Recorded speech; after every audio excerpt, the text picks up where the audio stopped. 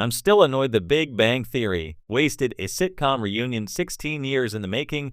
For all its pop culture reverence, geeky heart, and surprising emotional depth, The Big Bang Theory managed to do something rare in its later seasons: squander a golden TV reunion 16 years in the making. A moment that should have celebrated sitcom history, played with fan nostalgia, and honored a beloved character from the 90s ended up feeling like little more than a missed opportunity. I'm talking, of course, about The Big Bang Theory's Blink and You'll Miss It reunion between Johnny Galecki, Leonard Hofstadter, and Sarah Gilbert. Leslie Winkle, two actors who previously played iconic teen lovers David Healy and Darlene Connor on Roseanne. On The Big Bang Theory, Gilbert's Leslie Winkle appears in just a handful of episodes, primarily in the first 2 seasons, and her character had the potential to be so much more. She was smart, sarcastic, sexually liberated, and could throw barbs at Sheldon like few others could. But it wasn't just her character traits that made Leslie a standout, it was the electricity of her scenes with Leonard, crackling with the unresolved tension that could have delivered one of the most fun and meta TV and jokes of the decade. Instead, the show barely scratched the surface of what that reunion could have meant. The Roseanne legacy deserved better. To understand why this sitcom crossover held so much promise, you have to go back to Roseanne. In that series, Johnny Galecki played David Healy, the sweet, slightly anxious boyfriend of Darlene, played by Sarah Gilbert. Their chemistry was phenomenal, awkward, funny, touching, and deeply relatable. David and Darlene weren't just another TV couple. They were one of the most grounded and well-developed young relationships in 90s sitcoms. When The Big Bang Theory premiered in 2007, and then cast Gilbert as a recurring character opposite Galecki, fans of Roseanne immediately sat up. There was a palpable buzz, a sense that the showrunners were about to tap into something brilliant. After all, sitcoms love a good wink at the audience. Nostalgia is a powerful currency. And in the golden age of TV references and Easter eggs, how could The Big Bang Theory not lean into the real-life TV history of these two actors? But what did we get instead? A few episodes of mildly awkward flirtation, a one-night stand, a breakup, and then nothing. Gilbert's Leslie Winkle faded into the background almost as quickly as she appeared. The writers moved on, and the opportunity was left dangling in the air like one of Sheldon's whiteboard equations no one ever solved. Leslie Winkle could have been a series regular. Part of the frustration stems from how well Leslie Winkle fit into the world of The Big Bang Theory. She was everything the show needed more of in its early years, a brilliant female scientist who could go toe-to-toe with the guys, didn't fall into the typical nerdy girl stereotypes, and brought an edgier tone to the ensemble. Before Amy and Bernadette arrived to balance the cast's gender dynamics, Leslie Winkle was that potential. She was the early female scientist in the group. Her dry wit and scientific prowess made her the perfect foil to Sheldon. Her casual relationship with Leonard could have mirrored and challenged the slow burn dynamic between Leonard and Penny. She even had room to develop real friendships with the rest of the group, especially once the writers introduced more women to the show.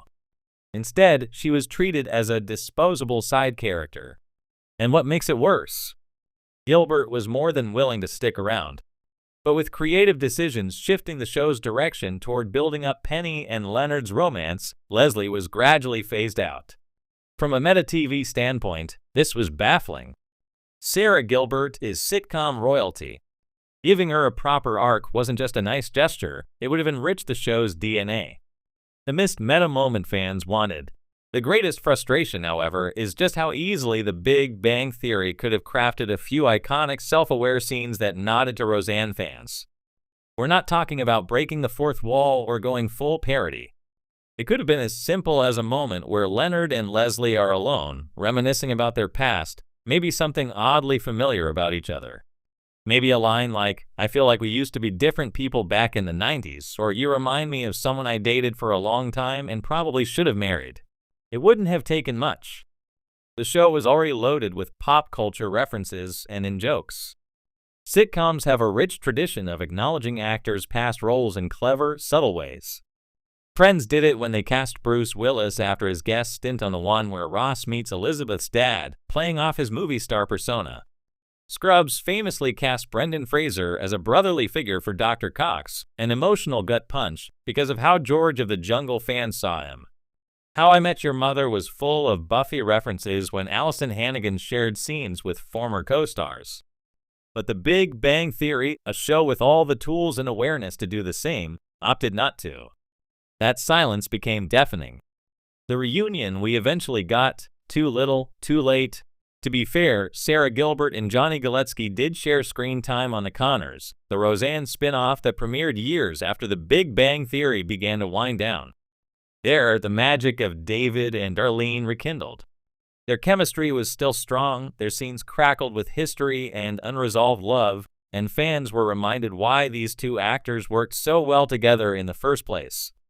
But that's precisely why their short-lived reunion on The Big Bang Theory stings more in retrospect. What The Connors got right, emotion, nuance, acknowledgement, The Big Bang Theory overlooked. Even a brief cameo in the later seasons when the show was more confident in exploring heartfelt beats, especially between Leonard and Penny, or Sheldon and Amy, could have been the perfect time to bring Leslie Winkle back. Maybe she could have been a guest speaker at Caltech. Maybe she wins an award that Sheldon wanted. Maybe she's Leonard's academic rival now, thriving in the same field. The possibilities were there. All the show had to do was care. A pattern of wasting great guest stars.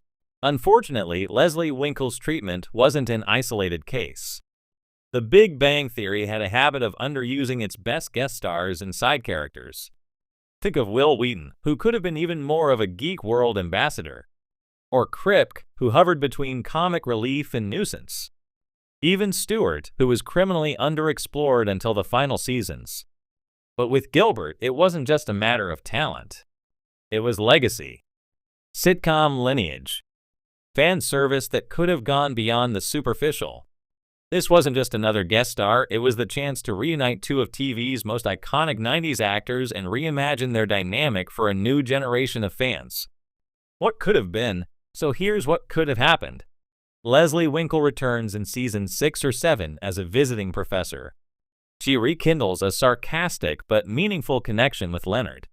Penny sees the chemistry and becomes slightly jealous, not in a petty way, but one that adds texture to her relationship with Leonard. Sheldon tries to avoid her at all costs, fearing intellectual defeat. The episode ends with Leonard and Leslie sharing a nostalgic conversation with just enough Roseanne energy to satisfy longtime viewers.